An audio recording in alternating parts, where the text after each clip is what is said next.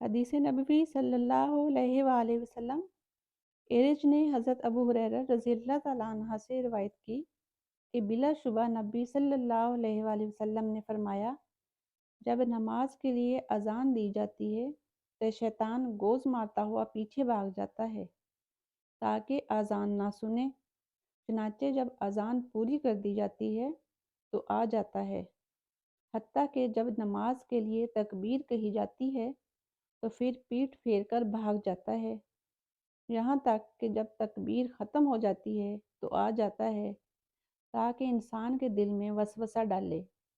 اسے کہتا ہے فلاں چیز کو یاد کرو، فلاں چیز کو یاد کرو،